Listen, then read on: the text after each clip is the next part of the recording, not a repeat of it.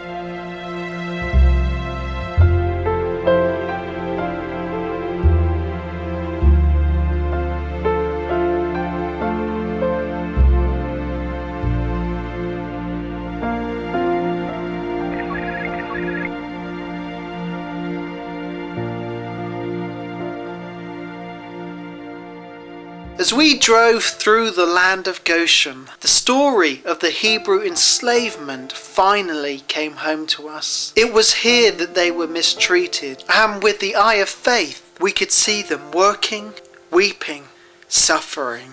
And yet into this very dark hour, the child Moses was born.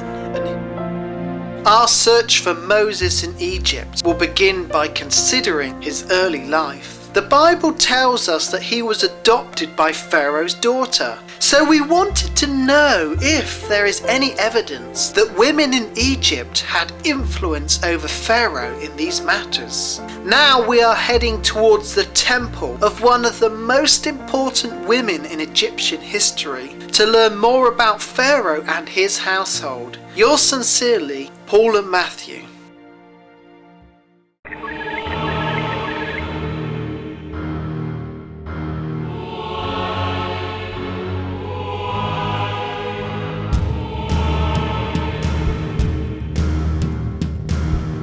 Nefertari was a famous queen who lived after the time of the biblical date for the Exodus.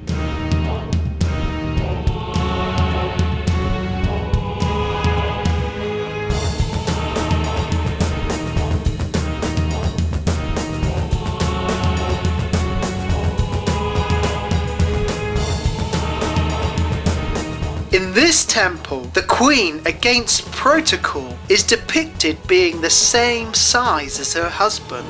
This was a powerful statement which shows that women could have great influence in Egypt. Therefore, Pharaoh's daughter could have had the power to have brought Moses into his household.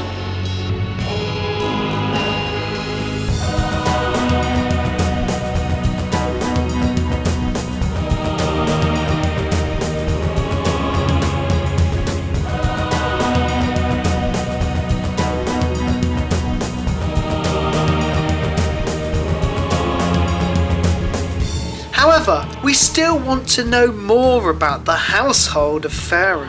Were there many foreign children like Moses in the royal house? We will keep looking for answers. Yours sincerely, Paul and Matthew.